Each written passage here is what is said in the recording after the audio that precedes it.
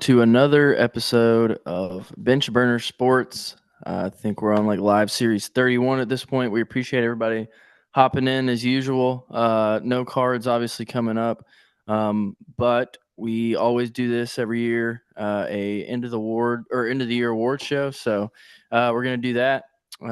Pretty good year honestly for UFC. Some highs and lows. Some new champions, some champions that got their belts back. Um, Pretty stoked to talk about it. What's up, Knuckles? Not much, man. Getting a live chat connected so I can see the comments coming in for us and stuff. Yeah, man, I'm pumped. I'm excited to see what your guys' picks are. And obviously, everybody who's tuning in, if there's people in here already, make sure to put your picks for each category in the comments. That would be sick as hell if you guys could do that. Shout out 4 Ounce Sniper. He's in the comments already. Old Faithful, man. He's always here. Got to love that. But yeah, I'm really pumped to talk about this because there's a lot of I feel like there's a lot of variety that could happen here. I feel like there's a ton of choices for almost every single one. I mean, there's one that I think is locked in, but everything else that you could kind of have variation on, I think that's pretty cool. Can't wait to talk about it. Squared, how you doing, man? I'm doing great. Let me start off by saying Merry Christmas to everyone, even though it's the day after still. Very Merry Mm-hmm. Christmas to y'all. Hope y'all enjoyed it. Um, follow us on our socials. X is at bench_burner. Instagram, TikTok, Facebook, YouTube, Spotify, all the other places at Bench Burner Sports. You'll find us there. And definitely been a really fun year. Of MMA, of UFC. So excited to dig into this one. Let's go. Right. All right. What we All starting right. with? So the first category we got obviously going to be fighter of the year. I kind of was struggling between two or three guys for this one. And my pick might not be like wildly loved just because of the way his year ended, but for me, I had to go Josh Van. I He had a great run. Obviously, the belt was not the way that him or anybody else wanted to see him win the belt, but I still think, all in all, his year, how young he is. I mean, dude had an unreal year, and who knows what would have happened in that Pantoja fight had it kept going. Obviously, not much you can do about an injury, but he's still the champion. And every other fight he had this year was a banger. And I think he had 4 wins this year. Pretty impressive. So I got to go Pretty Van good stuff. Knuckles. Oh, I froze for a second. We're good. Yeah, my fight of the year.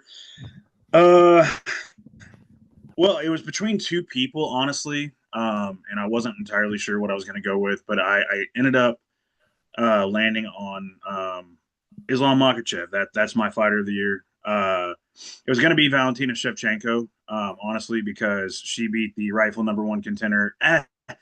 Man, it's tough. It's tough for me. It's between those two. Like I want to give it 1A, 1B because one became a double champ and did it pretty relatively easily, and then got his fourth title defense, which set the record for title defenses in the lightweight division. That's pretty good. Valentina Shevchenko, however, beat the rightful number one contender, the person that everybody said that they didn't know if she could beat her, and then she beat the fighter right now in Zhang Wei Li. So, yeah, that. But I lean more towards Islam just because it was super impressive what he did against Jack Della. I know it's not the most aesthetically pleasing fight, but it's pretty impressive. Um, and yeah, that's my pick is Islam. Squared, what do you got, man? I have to go with Joshua Van for this one. I'm with Max on this one. Also with him in that, obviously not the ideal ending, but it did end with him getting the belt, which is, whether you like it or not, whether you like how it went down or not, which I don't think anyone likes how it went down, but that's that's massive. And he really defied like a lot of odds this year. I mean, obviously the Roy Vol fight coming in short notice, very short notice, ranked I think 11th, like 2 weeks after he had just fought, putting on an incredible fight. and then becoming the number one contender. Even the title fight, that 20, I said this when we did the Stoking the Coals episode on it, that 20 seconds that they gave us before it went to shit, you could tell there was something that was going to be a special one. That was going to be a great fight. Like, they just both came out active. And he was a very active fighter this year. Close honorable mention for me would be Merab. Obviously did not end well for him. A little bit of a sour note to end on for the year. But that being said, I mean, he still did. He still broke a record, still defended, maybe not successfully, but defended his title 4 times in the calendar year. The loss at the end of the year was in a sense kind of his own doing. He did not have to fight that time. He could have easily ended the year with 3 successful title defenses. Impressive, successful. Oh, and he would have. I think he would have locked it down. I think he would walk fighter. That would have been an absolute easy pick. And a lot of people, even after the loss, are still saying like that's. A lot of people are still picking him, and I definitely understand that. But that's a risky take, though. Difficult. That's a risky take. Yeah, it's a little frothy at that point. So that's why I'm going with Van. I get Islam as well, but just being brutally honest, 2 fights in the year, one a 1-day notice Moicano, which is not great. Fair. And then an impressive, but also boring. Incredibly boring. Yeah, impressive and dominant, but also extremely mind-numbingly boring victory over Jack Della Maddalena. 100% agreed. Which I'm not taking anything away from it. He did what he had to do to win the fight, but it was just not fun. So he's probably my 3rd, but yeah. Don't blame you. I get that. 100%. Yeah, Merab was the other guy that I was debating between Van and Merab. I'm going to be honest with you. I didn't even have him in my top 5. And the reason I'm saying this, you have Valentina up there. Yeah, because she beat the number 1 contender. She fought and then beat one time this year. She fought twice. She beat Manon Fiorot and then beat Jean. The reason I don't have Merab is because, like, I would say I'll have him in my top 4, probably top 4 to 5, is because it's the risk he took. Like, he lost. He ended up losing. You know, that's the same thing as like putting Alex Pereira 3 title fights. But that's the same thing as putting in my opinion, that would be like putting. I mean, I hate the guy, but well, look at like Zhang Weili. Like, she won what I think maybe once or twice there prior to losing. That's like putting her in the same conversation, you know. No, or if he won 3 times. Those are different numbers. I mean, I don't know. It's the risk, but he took the risk. He took the risk and he lost. I don't think you can win Fighter of the Year if you lost in the calendar year. Fu said Waldo Cortez da Casa. I mean, he might be brought up later in the conversation. We'll talk about that. But I don't know. I mean, you do have to. I get what you're saying. That's why he wasn't my number 1 pick. Same. Mike, number 1 pick. Mike. That's why he would have been my number 1 pick. Sorry, I can't remember how I started. You said that's why he would have been my number 1 pick and would have been everybody else's pick. Yeah, he would have been everybody else's pick, but he did lose, and that's why he wasn't my number 1 pick. But to say he falls out of the top 5, I think that's a little crazy. Yeah, but I'd say bottom of the top 5. I would have. I don't even think he falls out of the top 3. There's no way. I would have Van, Valentina. Because even Islam. I'm not even saying if he had beaten Jan, if he had just not fought Jan, he would have been everybody's number 1. How many people have won 3 title fights in a year? Not many. But that's what I'm saying. He took the risk and he lost, and that's why he loses his position. That's what I'm saying. That's why he loses the number 1 position, is what I'm saying. I get what you're saying. But he's my number 4. He'd be my number 4. We'll put it that way, because I just was going through it. Or no, you said who's number 3 for you? Valentina. Or Josh Van behind Valentina. Yeah.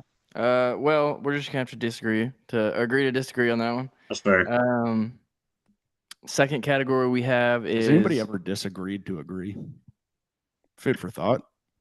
That's kind of the same thing, isn't it? Yeah, I guess. Double negatives or some shit. So the second category we have is Fight of the Year. This one was tough for me, and my answer, I'll just go ahead and say, is probably not going to be the same as a lot of people's. Probably won't be the same as y'all's, but I felt like it was only like I feel like I only could go based off of fights that I actually watched because I missed some fights this year. Casual. Yeah. But I went with the same one as my mid-year pick, which is JDM versus Bilal. Thought it was a banger. Not bad. Still holds up as far as I would say. I mean, obviously, I didn't watch some of the other fights, but I would say top 5 at least. So I'm gonna go with JDM versus Bilal. I think it Good was a pick, great actually. fight. Yeah.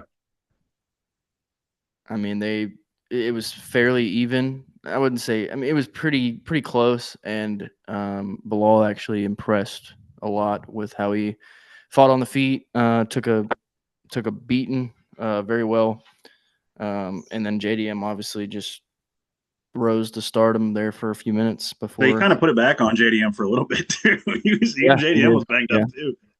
yeah, for sure. But yeah, no, I like that one. So yeah, that's what I'm sticking to. Hell yeah.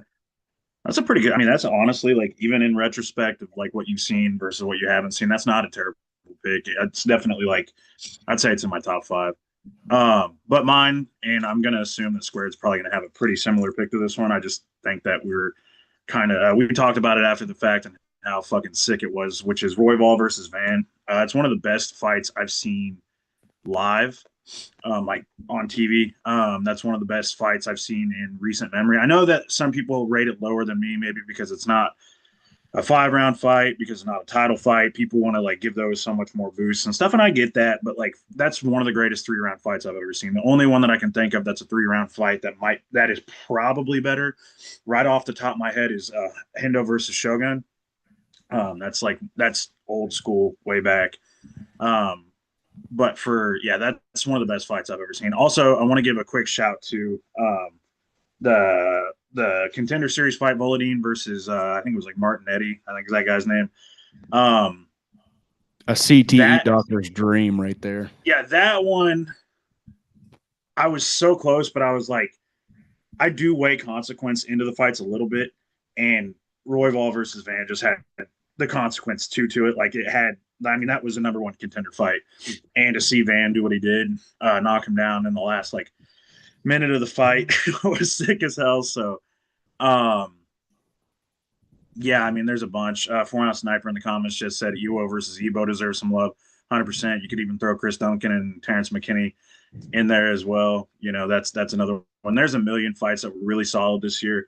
Hell, the last title fight that we saw this year, Marab and Jan, honestly, you could put it in the conversation. I mean, it's going to be brought up later, but I think it was not as close. It was just a damn good fight to watch, very aesthetically pleasing. So, but yeah, anyway, the long and short of it, Van versus Royval. If you have not seen that fight, go watch it. It's 15 minutes of just pure chaos, and like they both throw like 5,000 punches at each other, and it's just the greatest thing ever.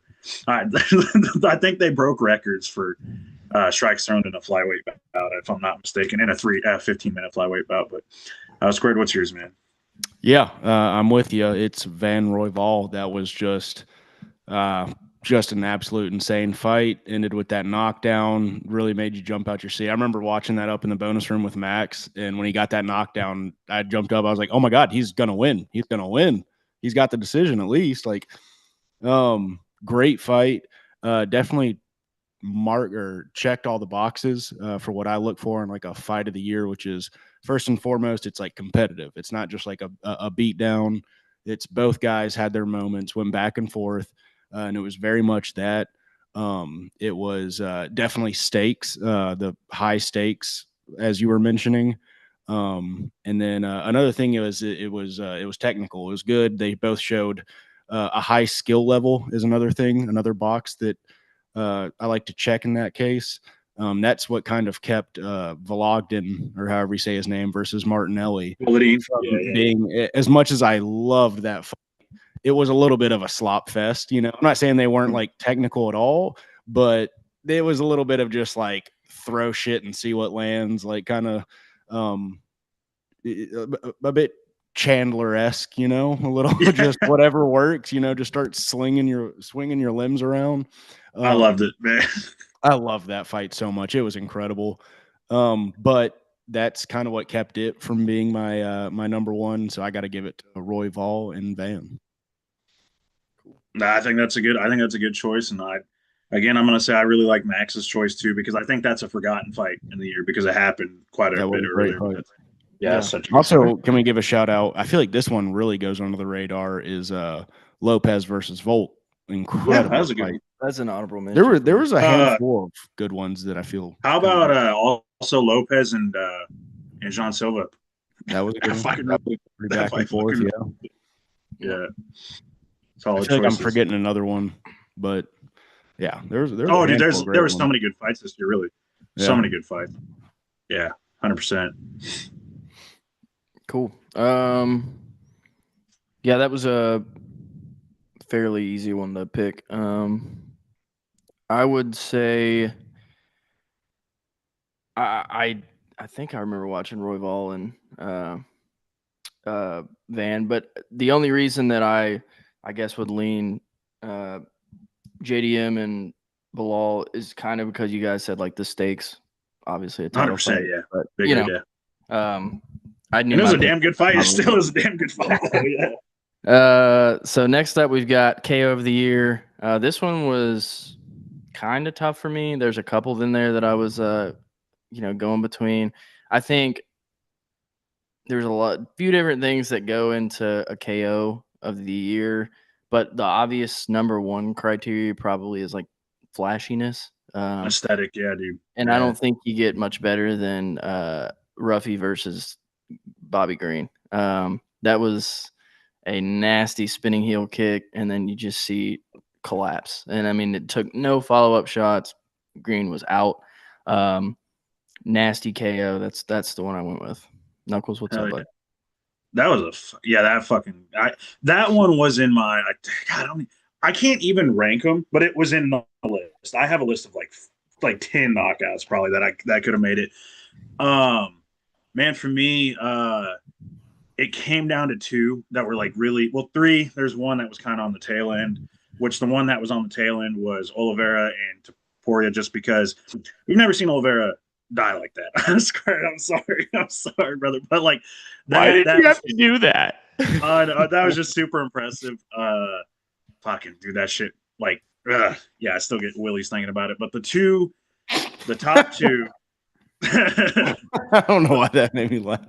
The top two, it was between Quilla and Salkild, the leading Nazrat hack brass off this earth, and Lerone Murphy and Aaron Pico, and it ended up being Lerone and Aaron. It was the perfect elbow, because he caught Pico moving in directly into it, through it. We don't know Lerone as a flashy knockout guy. He's not a knockout guy at all, so we don't expect to see that. So when it happened, I think everybody and their grandma probably jumped up out of their seats. I mean, especially because if I'm not mistaken, did that come before or after the Protest one? Because it was on the same card. I don't remember, but I want to say before. Right.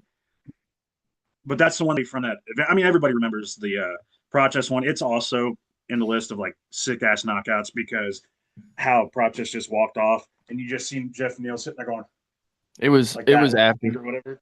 Yeah, Murphy versus Pico was the co-main.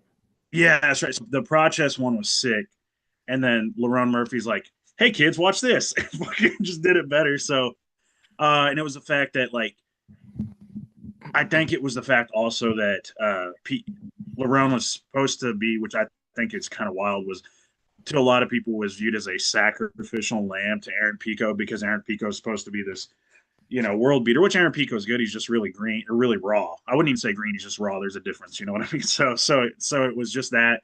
We haven't seen Pico fight since. And who knows when he's going to fight again. So Lerone, and he should have got a title fight off of it. Still pretty fucking salty about that. It should have been him or Mavzar. Hopefully they do the Mavzar fight with him, because I don't know. That it could be really boring, or Lerone could really put it to him. And I kind of really just want to see Lerone Murphy beat the shit out of Mozart. Anyway, that's about future shit. It's Lerone Murphy. That elbow, beautiful. Just absolutely gorgeous. Uh, Sniper said Ricky Simone killing Javi Basharat. That's a good one. And also Elvis in the comments said Quill and Salkids. So that, yeah, like Squared likes to say, it looked like a live leak video. The Quill and Salkid one did. So Squared, what's your pick for this year, man? Yeah, it's funny you mentioned that. Well, first, let me thank the people in the comments. If you are watching this, please let us know your picks for these categories. We'd love to hear it. We'd love to discuss it as well. 100%. But yes, just as you were saying, I go for the one that looks like it should have the Live Leak logo in the corner. And for me, that was Sal Killed versus I'm so bad at saying his name, Hawkparost. I think I got it right on that Perfect. one. That's perfect. Yeah. It was beautiful. It was violent. It was out of nowhere. It just came and it went, and uh, it did all the things that it was supposed to do. It was beautifully violent. He was, not to sound what's the word, not cynical, but someone's, I guess, psychotic or sociopathic, Yeah. but like that boy Hawk Pross was down for a good minute, and he just left him limp. It had the meme. It had his parents owned a bakery. Like it was everything. The fucking I forgot about his parents owned a bakery. He was overweight as a child. Was that Fitzy or was that Anik? That was Fitzy, wasn't it? I think. Yeah. Or was it Helly? It was one of those three, right? I think it might have been Fitz. I'm not entirely certain. I'm trying to play it back in my head, but it had the memes. Accounts were dedicated to that knockout. There was like his parents owned a bakery daily that just every single day post that, and then like finishes it right as his foot's landing. It was shocking. It was beautifully violent. So absolutely my pick. Dude, my close second would absolutely have to be would be Pico getting put down. That was also insanely violent. The way he fell, like his body, like he went out and like he just collapsed. And beautiful spinning. Who said Yuri had KO of the year? Are we talking about the Jamal Hill? No, Jamal Hill was a TKO, but that knockdown was sick. So he's talking about the Khalil one where like Khalil collapsed like a fucking sack of potatoes and boom. Maybe that one. I don't know. Can I say not a category we're necessarily doing? Well, comeback fight of the year is not a category we had discussed.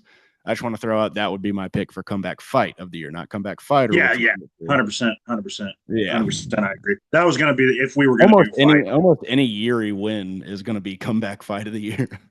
Yeah, that's just how he is, man. That's how he fights. He just fucking turns it on. He's like, oh yeah, I forgot I'm a psychopath, and then just starts fucking throwing. Yeah, like he forgets that he's just violent, and then he's like, oh yeah, I'm violent. Fucking, oh, I love it. Cool. Yeah. Murphy over Pico. That was my second. That was the second one that I was struggling to pick between. I almost completely forgot about the Rufy and Green one, but that one was sick. That was a Terry Edelman, Edson Barbosa-esque. Very beautiful. Yeah. Sub of the year. This one was tough for me. I mean, there were some good subs, but there was none that just stuck out to me as like this sub was so good compared to the others. So I went with one that had the biggest stakes, I think. And so I did Mayrob over O'Malley too, just because everybody was, talking about O'Malley's injuries in the first fight, and this fight's going to be so much different. And then it went a lot worse for O'Malley the second time than it went the first time.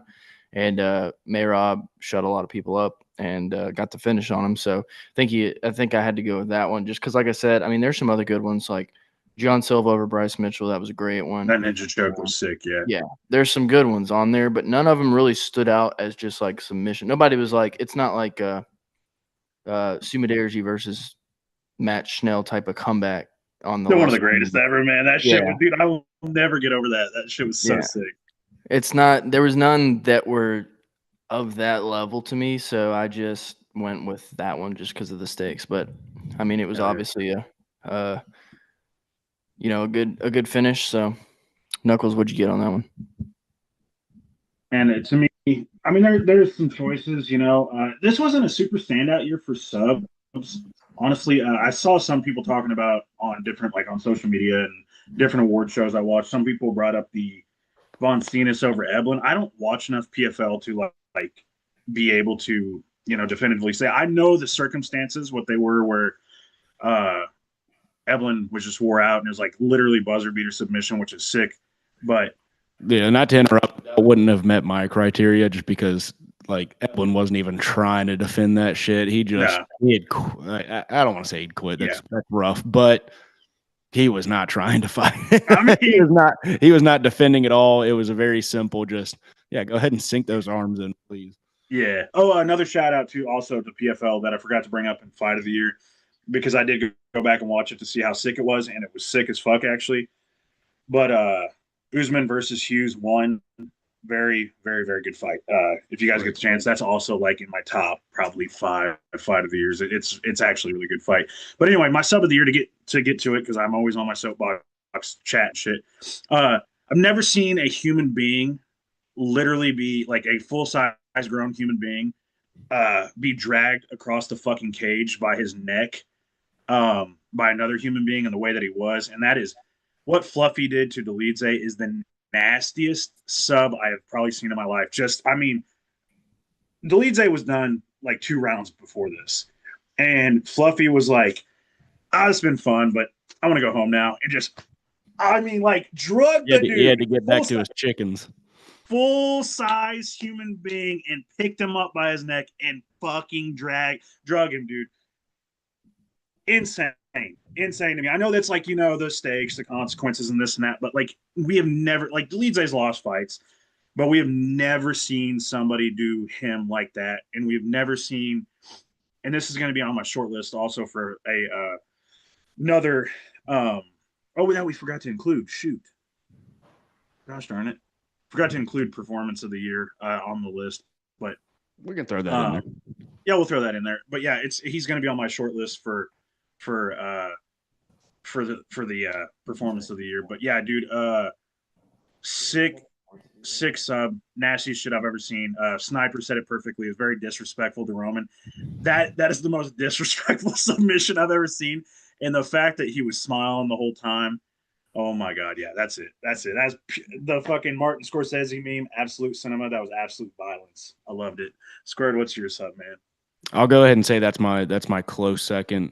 For me, I am going to go with, and to be fair, the win itself hasn't aged super well. It hasn't aged horribly. It's a former champion, but Sean Brady getting his mounted guillotine of Leon Edwards. The entire performance itself was incredibly beautiful. He came in, took the number 1 contender, took that spot. Obviously, did not work out well a couple months down the line, but I mean that was a pretty awesome moment because Brady had long been touted as kind of a dark horse of the division, and he had gotten himself into a position where you couldn't call him that anymore because he was right there knocking on the door for the title. I think I'm talking more about the fight itself than the submission. The submission was just it was beautiful. It was the first time we'd ever seen. List, dude. Yeah, it was the first time we'd seen Leon finished, so that was impressive. Again, a couple months down the line. But I don't know. It was beautiful. It was technical. It displayed his grappling prowess. It displayed his, unfathomable strength for a guy his size, which, he's a pretty bulky dude. He's actually got the build for someone to be really strong. So, but yeah, just a great display of grappling, of submission technique. And personally, as a grappler myself, I love that one, and it really stuck out to me. And I will say it's flared up a little bit by the performance, by the stakes, the story behind it. Kind of him coming in, getting that number 1 spot would have been competing for the title if it hadn't been for Islam moving up. But yeah, that's my pick. Hell yeah. And like, yeah, I think that's on the short list for performance as well. that fucking performance is, yeah. Hell yeah. But oh, muted. On the We're not muted. We were muted. Okay. Go ahead. you are Go ahead. muted now, it says. Can you hear me? Yes. No, you're not. good. You're good now. Okay. Yeah. Well, it said you are muted now. Yes, because I had done it before. All right. We forgot to include that. Where do y'all want to slide that in at? Performance. Performance of the year. I Do feel we like wanna do it next? me and Knuckles have already kind of set our performance of the year. Yeah, do we want to do it next since it's technically like, I mean, it would make sense to put it after KO sub. Yeah. Sure. Yeah. Okay. I guess we'll do performance of the year next. Okay. For me, this is probably recency bias, but I've got to go with Peter Yan. I think pretty much most fans, aside from his fans, his like Peter Yan fans had pretty much wrote him off for that fight, just because they saw it happen in the first one. Obviously, the tape totally got turned as far as what happened. Went from domination on one end to domination on the other. And Peter Yan dominated in a much more entertaining fashion than Merab did. Let's just be honest. I think against all odds, nobody except for me and Knuckles, point that out, thought that Peter Yan would ever be champion again. And he, what do you say? He just dominated. That was a beautiful performance. So fun to watch. Excited to see what he can do next year, but I mean, I just don't think it gets much better than that. And I missed your guys' performances. What you guys say? Oh, so actually, I mentioned one that was on my short list, but my performance of the year is Yan versus Merab. For the same reasons, just the stakes, who it was against, the fact that he was wrote off, the fact that like people forgot about him, that like, and again, the fact that we picked him for the champion of the year at the end of the year is pretty sick. And just, I mean, the way that he did it, man, just systematically breaking down Merab. And I mean, there's a reason that they call that. I think that they need to change Merab. Merab just needs to give Piotr his nickname, and Piotr needs to go by the machine because he's like legitimately a robot, dude. He downloads data. He systematically breaks down his opponents, and it happens in every fight. And like, I think that the rumors of him in the first fight being injured potentially, like his right hand, and if you look, he barely threw his right hand. I think it makes sense, man. And I just the way that he did it, dude, it was so beautiful to watch. I actually watched that fight. I watched that fight. I don't rewatch fights a lot. I think I told this to Squared when we were doing the Stoke and the Coles. I don't rewatch fights a lot. Like I don't go back and watch them. There's one fight I will watch all the time, no matter what, because it's my favorite fight of all time, and that is Robbie Lawler and Rory McDonald 2. I have watched this fight since it happened 5 times. I fucking love this fight. I like everything about it, man. Dude, it was so sick. Like everything, like the way he framed, the way that he was like, he made, like, I remember watching, and he made Merab pay because he held his hand up. Merab like feinted a takedown, and it was like it was fucking sick. So Merab feinted a takedown, so Piotr made him pay. Like Piotr paused, and then he just fucking hooked him. Like it was weird. Like you got to watch it back. It was sick. Like he paused and fucking hit him with the check hook. It was like a super late check hook too. It was the strangest thing I've ever seen. But I love it, dude. He's so good. Great performance. But second is Fluffy. The reason it's not first is just because of the consequences and also like who it was against. But yeah, Fluffy, what he did to Roman was, he should probably be arrested for that. Like somebody needs to probably contact the police or like check on Roman's well-being. I mean, we haven't heard from Roman for a while. I'm hoping he's not like somewhere crying still because that shit was disgusting. But it is like, honestly, I wouldn't even put it at 2. It's 1B to Merab and Jan's performance over Merab as 1A. It was nasty. Fucking love that performance. But yeah, Square, he didn't hear yours. What was your pick that you had originally? What? For performance of the year. Oh, it was Brady and Brady versus Edwards up until 322. We're all in unison on this one. I think we said this on the Stoke and the Coles episode. I mean, holy shit, Jan performed his ass off that night, and it's funny because like I feel like in most cases, or in like I guess most circumstances, we'd kind of lean towards like, well, Marab did have 4 fights in the year, and that absolutely did affect Marab. There's no denying that. But that you just couldn't take away from what Jan was doing that night. That was something special. His game plan, his technique, everything down to the most minute details was performed flawlessly. I do hope to see that rematch at some point to see if he can recreate it versus a full go 100% Marab.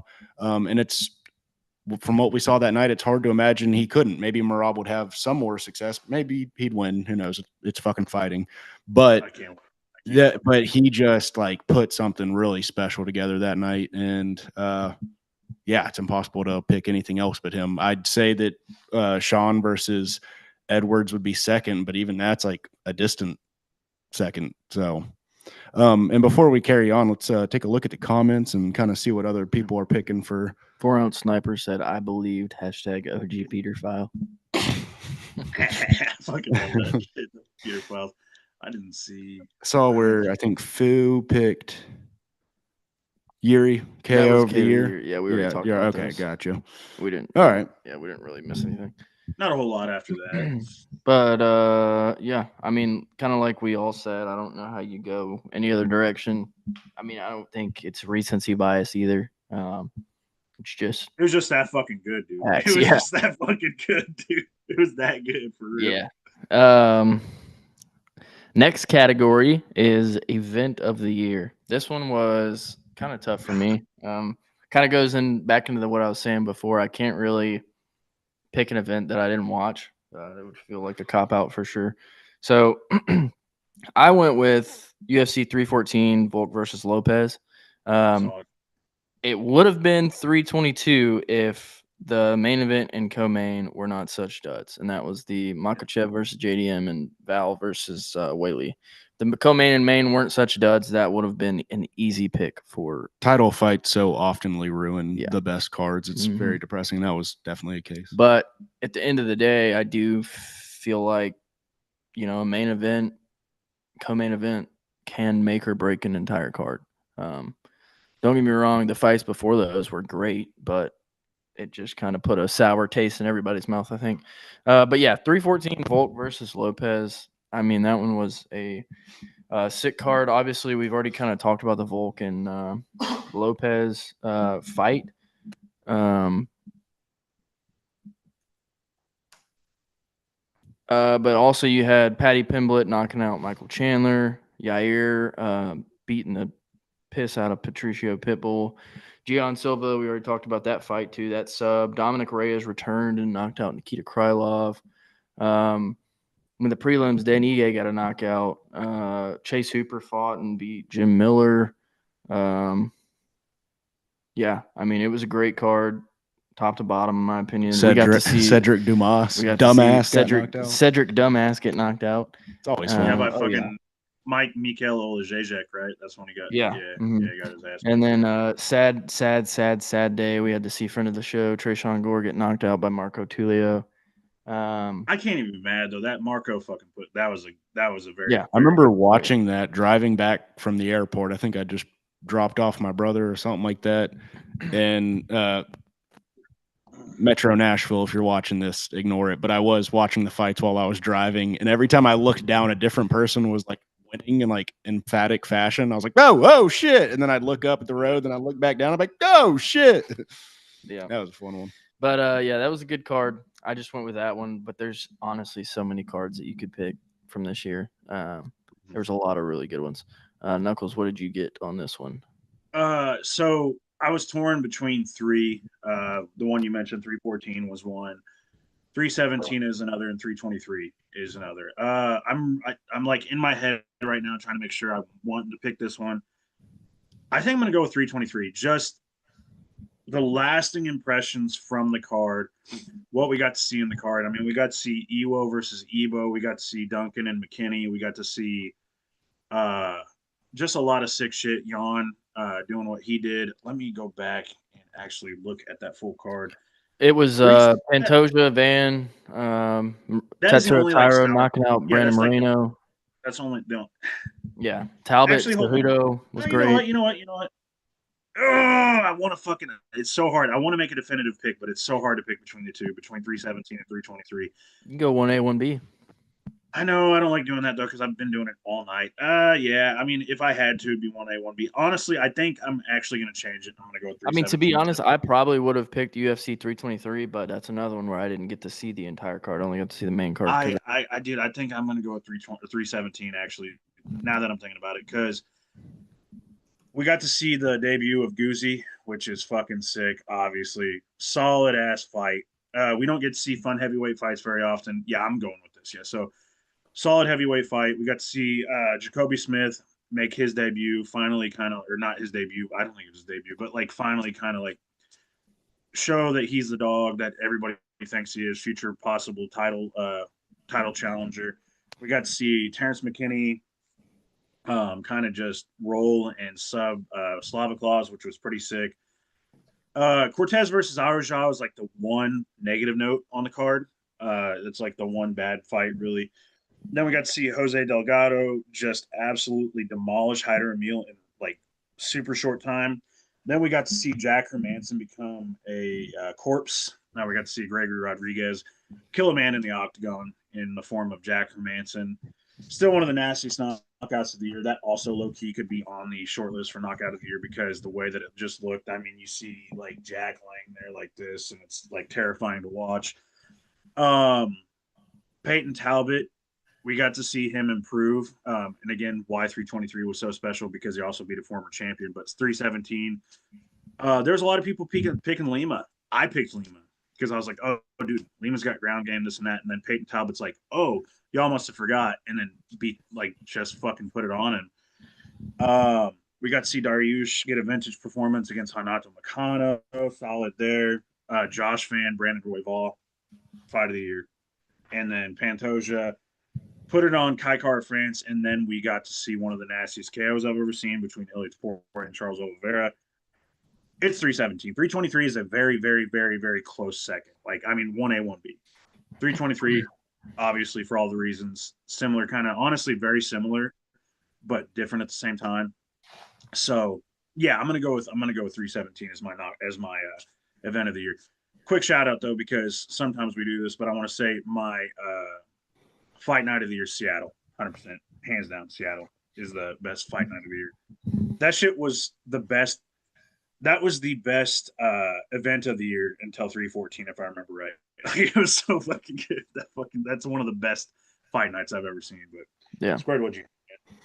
Well, first of all, frick you. You stole my pick of which there were about 4 or 5 legitimate options. How dare you? Stole everything I was going to say about it. So the only thing I'll add is hashtag free Goozy.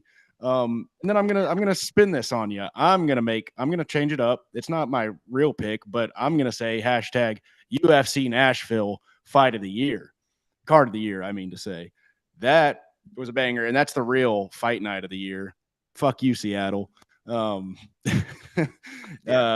Me and Max got to witness it in person, so I'm sure that added a little flavor to it. But I mean, finish after finish after finish after finish. We got it didn't end the way we wanted to as Tennesseans, but we got a Nate Landwehr fight, and it was a Nate Landwehr certified banger up until he got murdered. And I mean, Derek Lewis gets the massive win at the end, the knockout, really weird finish. Herzog, I still got my eye on you, brother. But then he starts doing all of his emotes. He takes his shorts off. His balls they was hot. He humps the ground. Classic. He pisses on what's his name? I'm forgetting his name all of a sudden. Tall ass motherfucker. Teixeira. Teixeira's corner. He's talking about pounding his wife when he gets home. He just did all the crowd things. Yeah, moon the crowd. absolutely electric. Some great fights in there as well. Wonder Boy versus, or at least the first 2 rounds of Wonder Boy versus Robbery. Robert. Yeah. And then of course, like I said, Landwehr versus Charrier, whatever, Lil Uzi Vert. A pirate. Yeah, that was an absolute banger. So many finishes from the opening of the card. I'm having a brain fart. What was her name? Fatima Klein. Fatima Climb. Head kick yeah, KO. Beautiful. Just a great card. Obviously, us being there in person, so much fun. But even if I was watching that on TV, and how loud we got. Oh yeah. The Tennessee chants when microphones. Landwehr was fighting. The Tennessee chants when Landwehr was fighting. Can you hear me still? There you go. Yeah. Okay. Absolutely beautiful. Electric atmosphere. Dana, give us a pay-per-view. Actually, don't, because it's going to be expensive as shit. But give us something real special again. Thank you. They'll give us a pay-per-view once the new stadium's done. That's true. Okay. Well, it's going to be 60,000 the capacity. They don't do stadium shows either. Capacity, so maybe they just shut off a couple sections. Dana has historically hated stadium shows. That's why this is a dome, though. No, like he doesn't like. That's true. Yeah. Anything. Well, we'll see. Mixed martial artist. There's going to be a mosh pit, though. Okay. We'll see. Was mixed martial artist the guy that called you? What the fuck did he call you? Max Pfeiffer? Was that him? No. That was that Brazilian dude. Henry. Yeah, that's right. Shout out. I wonder what that dude's up to. Yeah. But I don't know who mixed martial artist is. I can't think who that is. But mixed martial artist definitely showed up in one of our things. It's not PK, is it? No. PK's is like where the wild things are or some shit like that. Yeah. I don't know. I can't think of who mixed martial artist is anyway. But that dude, that's a good show. You guys actually had a better event than us this year. Our like Kansas City was pretty solid. I still go back to the fucking Randy Brown knocking out Dalby was like the sickest thing I've ever seen live. That shit was so nasty. Dude says y'all Jewish. Certified goys up in here. You're not looking up the wrong tree. That didn't make sense. No, we are the goyim. Anyways, nothing wrong with Jewish people. YouTube, don't demonetize. Yeah, we never stand. Next up, we've got Breakout Star of the Year. This one for me, I feel like is probably going to be a little different than a lot of people's, just because he's been around for a little bit, but I still think he qualifies for this category. For me, I went with it was close. It was tough for me. It was between 2 guys. It was I was leaning heavily on Salkilled, but I ended up going with Melquizael Costa. Oh shit, that's a good pick. Yeah, because I mean the reason I did it, he's been around for a while, but he started out like 1-2 in the UFC, won 1 fight last year, then won 4 this year. And I mean, he got 2 finishes this year. I mean, he's been making noise all year long. One of those guys that just wouldn't stop fighting, and he looked good when he did it. So I went with him, the piebald warrior. And yeah, I don't know. Knuckles, who'd you go? I think the obvious choice is probably what Squared went with, which is Joshua Van. But I like, him. I mean, it's expected. The way that I look at it is that like Joshua Van was expected to do big things, great things eventually one day. Like, and don't get me wrong, he did it way faster than we expected. But I look at it like this, like, who could have seen Waldo Cortez Acosta coming? Who could have seen that man doing what he did? The guy wants to fight. The guy wants to fight all the time. He's fucking hilarious. He's also a friend of the show. Shout out Fu for getting that interview done for us. And don't get me wrong, he lost this year too. And I know that goes against my argument about Fighter of the Year stuff, but like it's different because this is Breakout Star. The fact that he is way hotter than the guy that he lost to right now. Like in sense of, why are we bringing looks into it? He's pretty. I mean, he's got what I think somebody said he has 9 kids. So I mean, you know, the guy's hot to trot for something. He's a Anyway, Dominican baseball player. They're dude, popular over there. he's. I was gonna make a joke, but I'm not gonna make that joke because it was not gonna land. But no, yeah. So Salsa Boy, dude, yeah, fucking shout out Salsa Boy. Uh, yeah, dude, it just going from the Robelis to Spain fight, where like everybody just kind of was like, who, like this guy fucking sucks, you know. That's actually where like he got mixed martial art autist just said it too, where he got on my radar too because yeah, like because the funniest shit, like I became a fan of him because he pointed at the ground against Robelis and then like went to go take him down. And I just the joke in my head was like, no, he wasn't telling him to throw down. He was telling him, "I'm getting ready to take you down." Like that's what the fucking joke was. So, You're yeah, showing them where they're going. it's WCA for me, man. He's fucking funny. I mean, he might get killed against Lewis. I don't really know how that fight's gonna play out. I'm just really excited for it in the future. But yeah, him going from like an unknown commodity to one of the top 5 or 6 heavyweights in the world. Love it. Great for him. And he's funny as hell. He's funny as hell. So his gimmick with the fucking eye patch is great too. I love that. So yeah, it's WCA for me, but Josh Van's probably the obvious pick. So Squared, what do you got on that, man? Well, I guess I'll go with the obvious pick. It's got to be Van for me. Waldo is a very close second. I'll say that because y'all are spot on with that.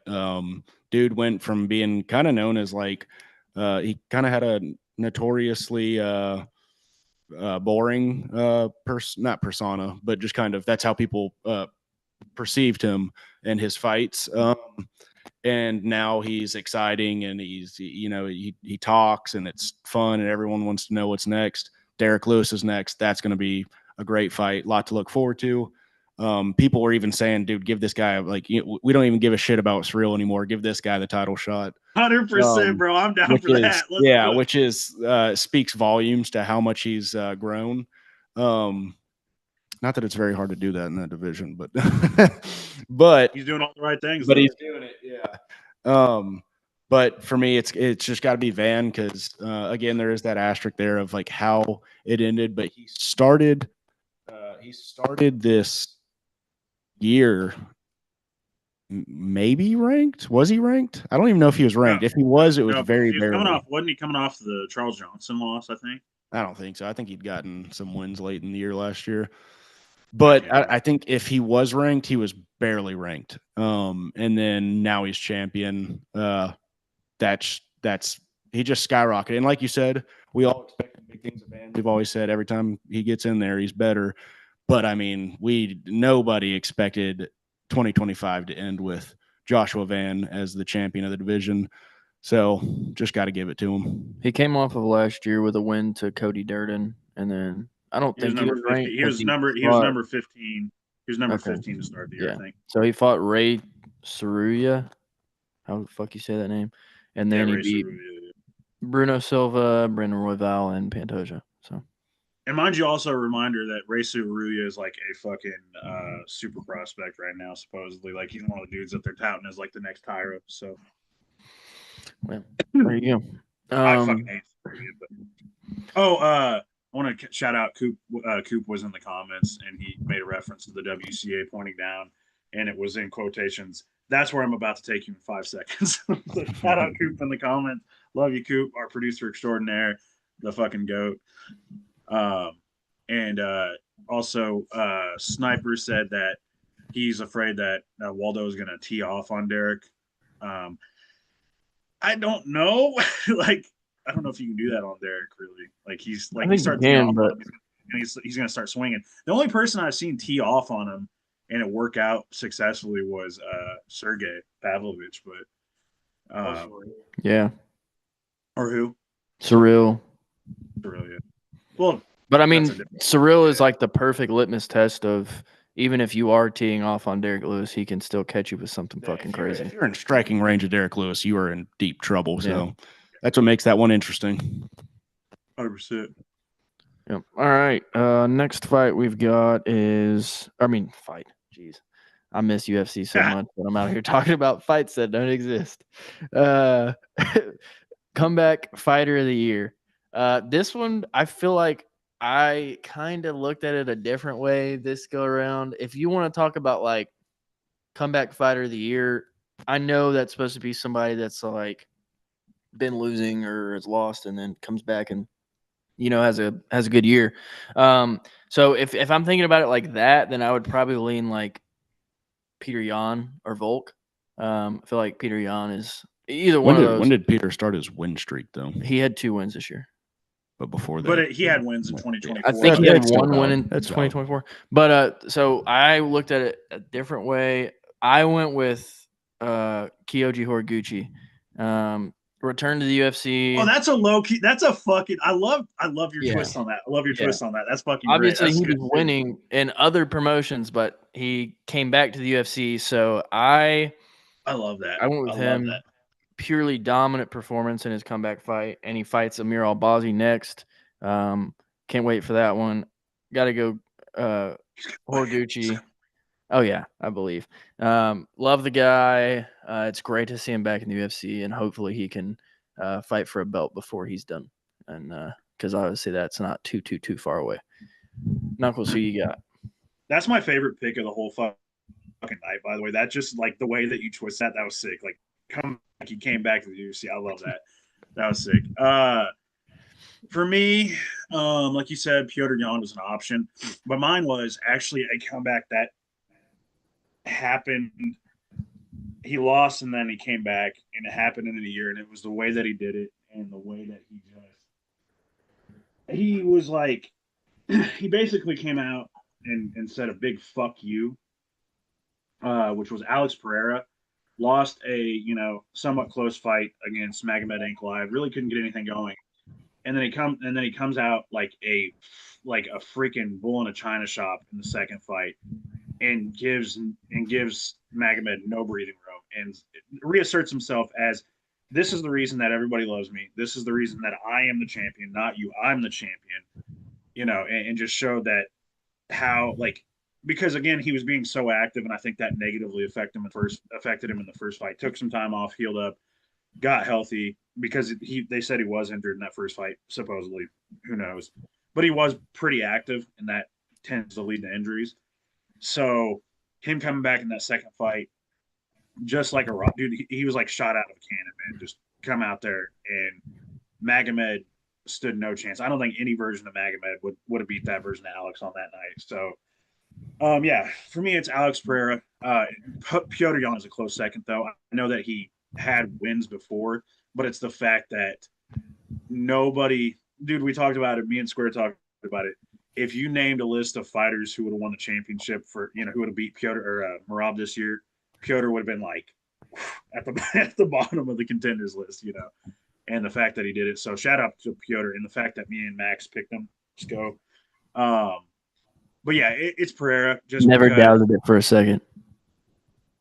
Yeah, but the whole time, I knew it the whole time. I just, but no, Pereira, just because of how it happened, how he did it, and the fact that we all fucking hate Magomed. So he just did us all a favor. I'm not even gonna sugarcoat it. We do not like Magomed Ankalaev. I don't know of anybody who's a Magomed fan.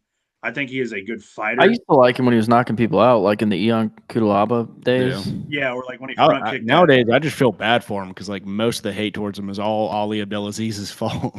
It is Ali's fault. The fucking big onk thing. Just I can't do it, man. I can't do it. Also, yeah, I don't know. It's been, for me, it's been ever since the Yan fight. I just can't stomach the guy. I don't know why. Maybe it's a personal thing. I don't know. It's kind of probably the same shit with Mavzar. I just don't like Mavzar's personality, and Magomed has a very similar personality. But we're watching fights, not personalities, so maybe I should enjoy the fights more than the personalities. But yeah, just Alex, dude, that shit was sick. I gotta say that, and he's my pick. But you could pick a ton of fighters. You could even pick Diego Lopez. There's another option right there. Comes off the Volk loss and then goes out there and does what he does with Jean Silva and gets a title shot off of it. Pretty good pick right there too. So, but anyway, Squared, what's your pick, man? I really like both of y'all's picks. Y'all kind of added a different sort of flair to it, which is much appreciated. But I'm going to go a little more orthodox. I'm going to go with Volk on this one. Obviously, going into this year, he was just in the pits. coming off of 2 nasty knockouts. Everyone thought that he was cooked. His career was cooked. And then he goes in there versus a young gun in Diego, someone who is definitely top notch, and youth was on his side, but also not like too much. He's an experienced fighter for his age, and like I said, people thought he was cooked, and people thought he was going to be cooked versus Diego. Not everybody, but a lot of people did. But he went in there, held his own against a very dangerous fighter in Diego. Like I said, young, experienced, hits like a motherfucker, grapples like a motherfucker. Just kind of has all those weapons. And he went in there and he put up, and he ate some shots. He did get dropped, but showed that he still got some chin left in him. And won and now he's a champion again. And it's, fuck, it's 2021 again, guys. It's Volk's champion. I'm trying to remember before that. I think his last win was in 2022, right? 2023. I think so. Who was it again? Oh yeah, Yair. Yair. Oh, dude, one of the best performances I've ever seen. Yeah, that shit. Yair. So he lost, beat Yair, lost bad. Goes in versus Diego, gets the win, puts himself right back on the top. Divisional GOAT status. Would definitely cement it if he wasn't fighting Diego for the last fight. Let's not get carried away. Don't get carried away. That's all I'm gonna say.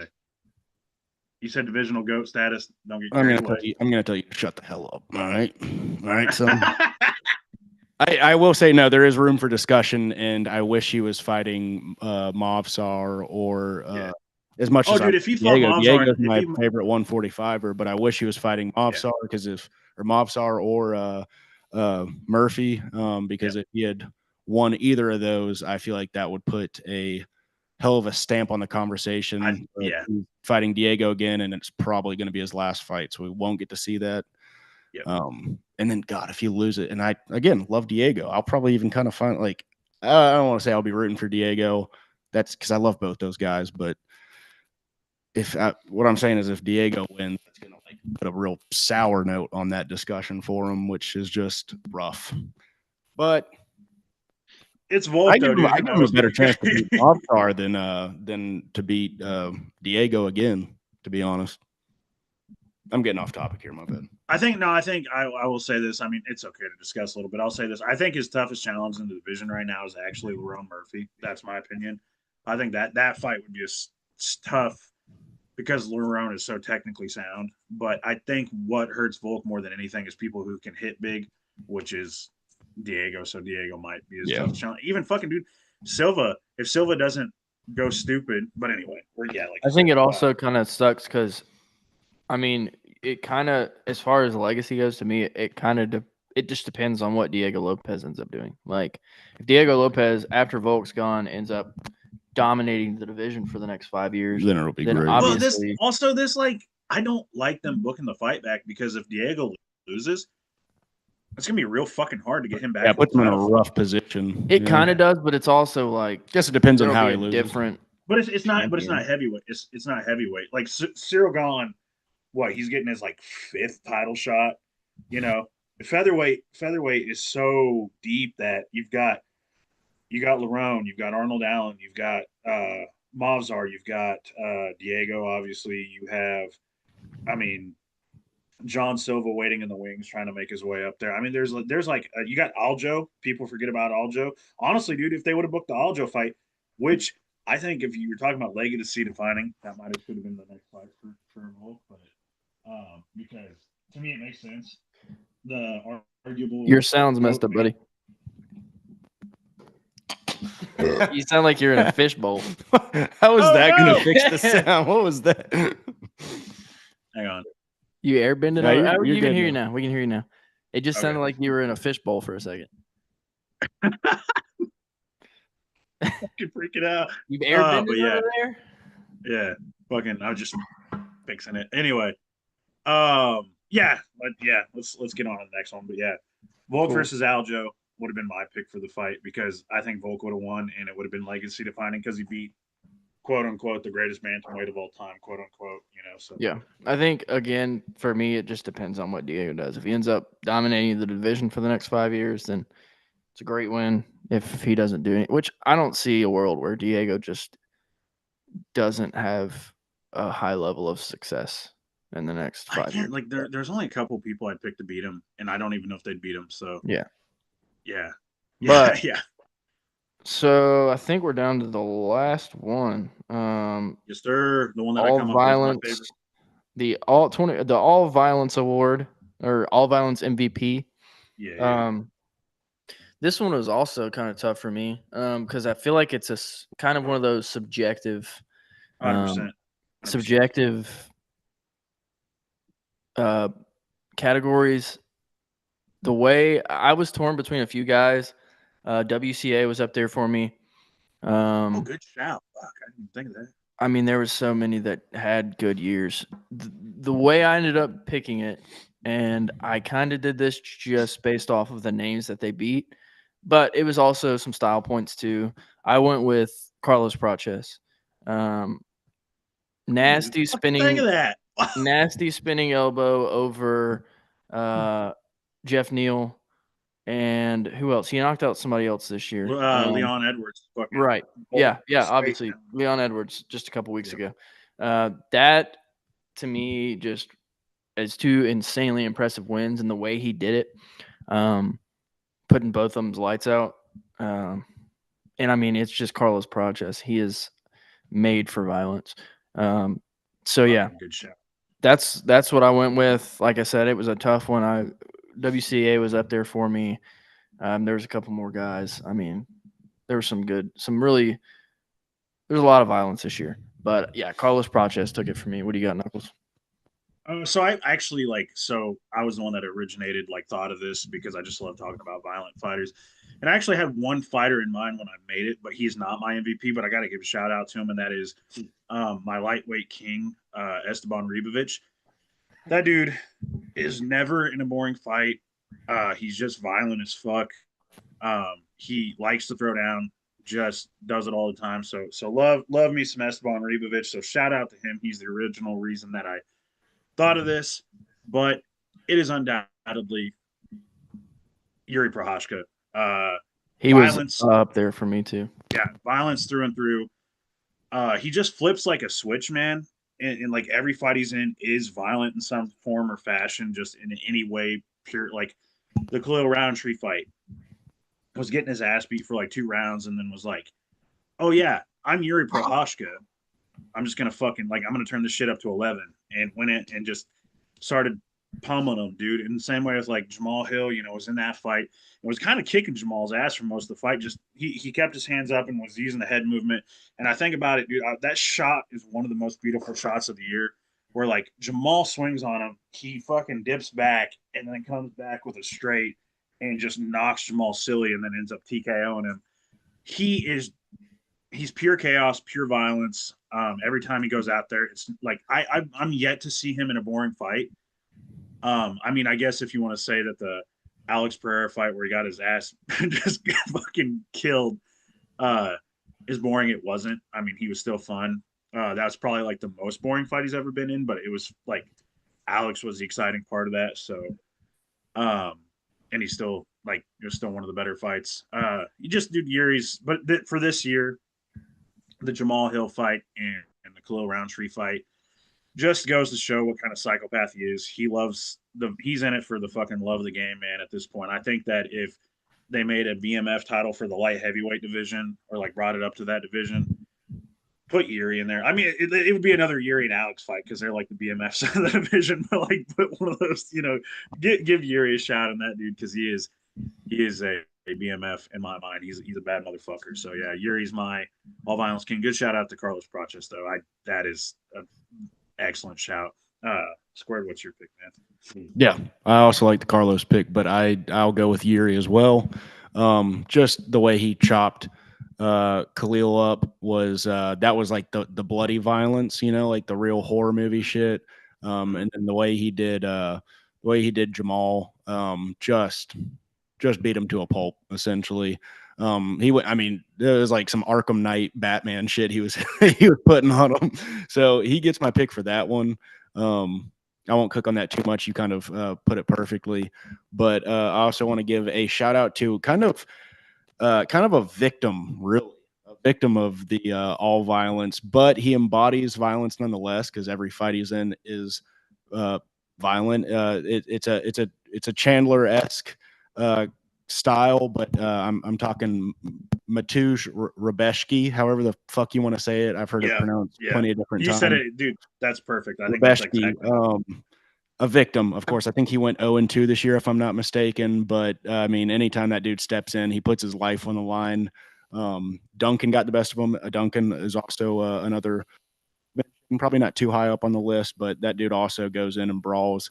Yeah. So yeah, just shout out to that guy. I feel like he deserves that love. He's not always getting W's from it, but it's entertaining nonetheless. So I want to give him a shout out.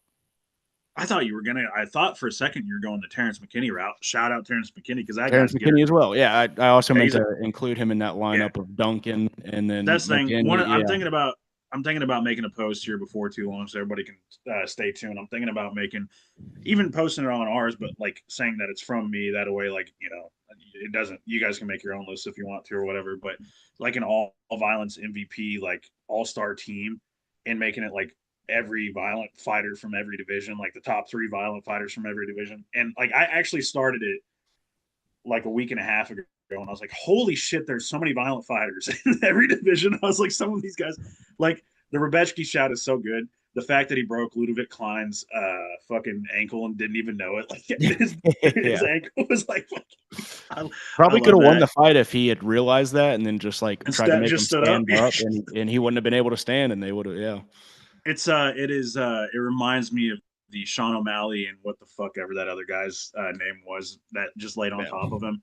And like literally the commentators were yelling for him to get up because it was obvious Sean couldn't stand and he just laid on top of him and then won the fight. Sean won the fight because of it. Same shit, but I don't think Rebeshki knew because he went to go like dap him up and help him up.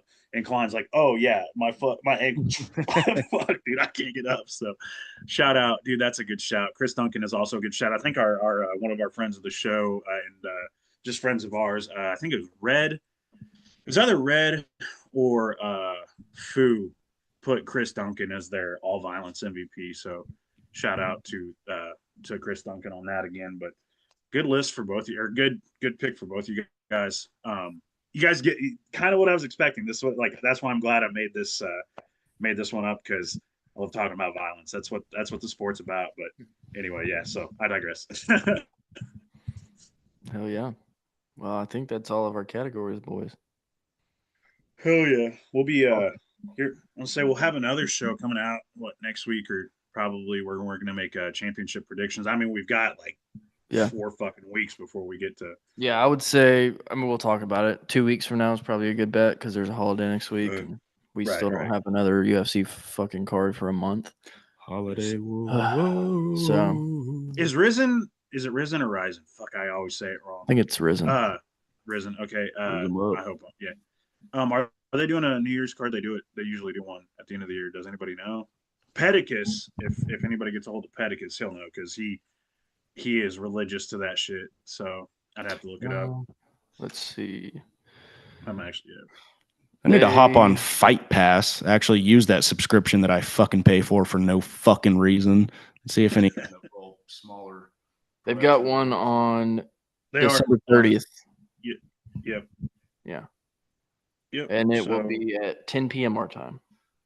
Yeah, so that's at Saitama. Nice. Yeah, that's midnight their time. That's pretty cool. That is why I will forever have beef with Dana White and his shit about Superdomes. He fucking hates stadiums and domes, and that is why he never goes back to Japan because Saitama is like a Superdome. Fuck you, Dana. Go back to Saitama would be awesome. Also, his excuse of like, oh, I don't want to like have people microphone. God fuck. His thing of like, I don't want to have people like up in nosebleeds. That's such a load of shit. First of all, you would absolutely do that. You'd put if you give a fuck about us, get out of here. But I think it's more to do with like, I mean, I don't know how it works, but I feel like it's more to do with like he doesn't want to lose his like sold out streak.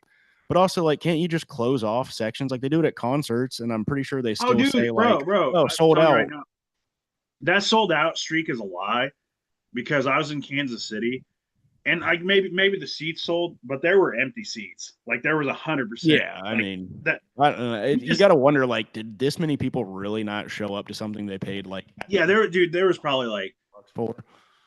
I think that didn't they have trouble selling I think it was the Sean Strickland and DDP uh event. I think that one like had trouble selling or some shit like that. It was one of those ones that was in like Canada or an obscure area that Yeah. like you could see it in the audience. Like there were a shit ton of empty seats. Oh no, it was Australia. It was the Australia card where it was Perth. Yeah, Perth Um, didn't.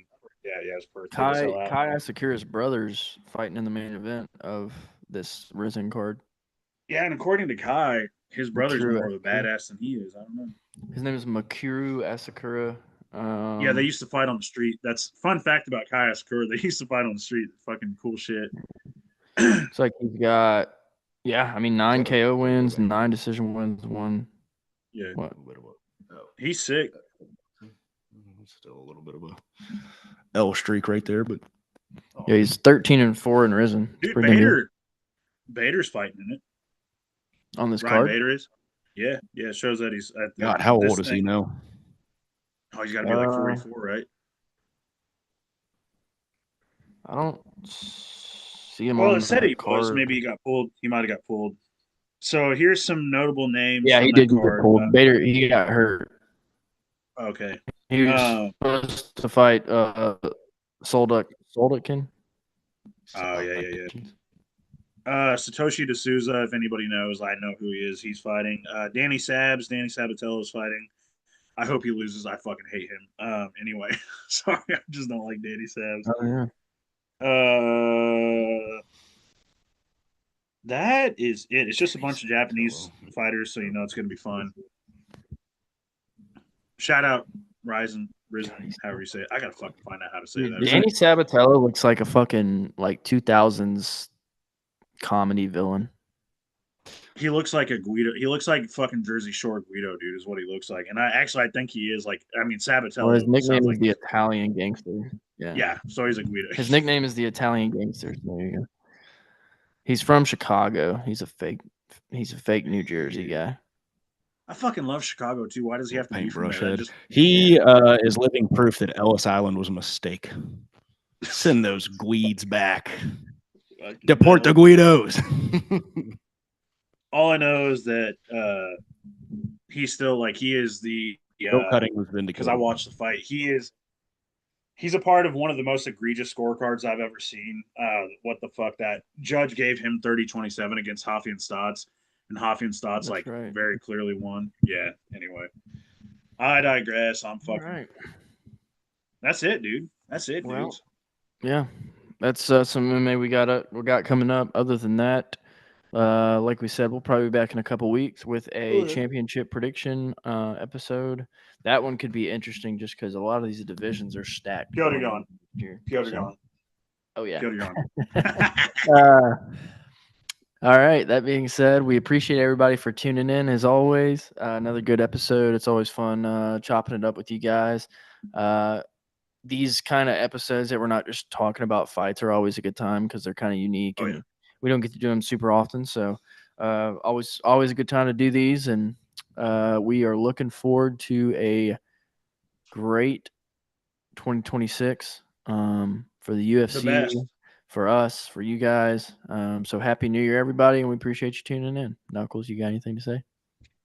Yeah. This will probably be our last show of the year. So thank you guys so much again for tuning in for 2025. Fucking great year. Our content kind of shifted, and I appreciate you guys like sticking with us. I mean, we're still doing kind of the same old same, but like we've shifted towards lives and stuff. And you guys have been with us there every step of the way. Appreciate you guys so much. If you guys have any New Year's resolutions that are MMA related, or if you just want to put your New Year's resolutions, you can after the fact, even after the video ends, you can comment them down below. Or just like if you have any MMA New Year's shit you would like to see, like the UFC resolve, that would be cool. I would like to see, and I've heard the rumor that the UFC is going to bring expanded seating to the Apex. Please, Lord, let this happen. That's Yeah, my New Year's they're adding 1,000 seats, I think. and they're making tickets available to the public, like non what do you call it, non Family members and stuff. yeah. So Well, like, they did that at the beginning, I think.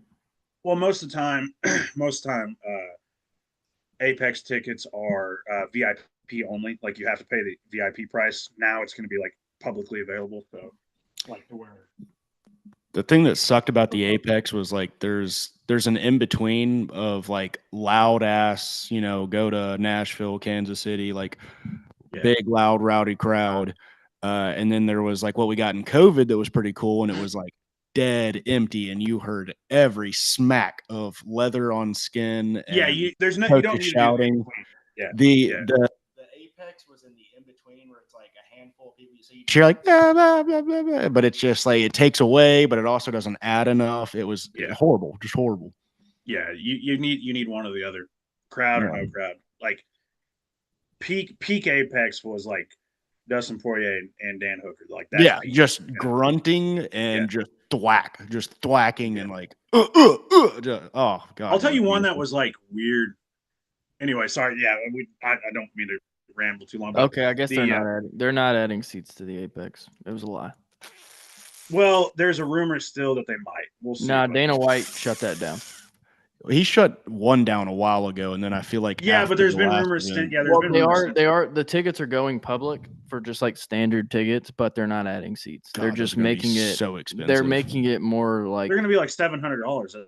Yeah, I mean they're just adding amenities pretty much. They're making like better concessions and parking and making the tickets public. That's all they're doing. Those tickets are going to be so expensive to see lamos fight some chick you've never heard of. I was getting ready to say we're going to see. I know she's not in the UFC anymore, but we're going to see Aspen Ladd fight like fucking Juliana. Yeah, just shit like that, and they're going to be like, "Yeah, that's going to cost you $700 because you're close to the octagon." It's like, what the hell? What about the third row? It's the furthest one away. Intimate with the fighters. We're gonna see fucking Amir Albazi fight fucking Joe Schmo or something like that. But yeah, no. Anyway, yeah, my resolution is I hope that they end up deciding to expand it. Also, with this Paramount thing, maybe we'll see some changes. I don't know. Anyway, we should have done that for Christmas. We should have done a UFC wish list. Fuck, that's a missed opportunity. Damn. That's one of my wishes is that Paramount makes the UFC actually fucking try. There we go. Maybe we'll do like a New Year's resolution for the UFC, perhaps. Hell yeah, let's do it, dude. Let's do it. Let's form a list. But yeah, that's it. That's all I got. I appreciate you guys tuning in as always. Fucking yeah. And I hope you guys had a good Christmas, as Squared said in the beginning. And yeah, we'll come out with an episode. We'll be back here in a couple weeks. And yeah, Squared, take her away, man. Oh yeah. Follow us on our socials, X at bench_burner. Everything else at Bench Burner Sports, Instagram, Facebook, YouTube, Spotify, all the other places. Was an absolute blessing to spend this night with y'all gentlemen talking about what we love so dearly and some of the exciting moments of this last calendar year. Just kind of makes you reflect on how special this year has been. And it's nice. It's nice to kind of look back and be grateful for these moments. Something that kind of makes our Saturday night special from time to time, and sometimes ruins our Saturday nights. You never know, but that's why we love it. You never know what you're going to get dealt. Except sometimes you're like, this is going to be shit and it's shit. So, in that point, it's just on you for watching it. You got no one else to blame.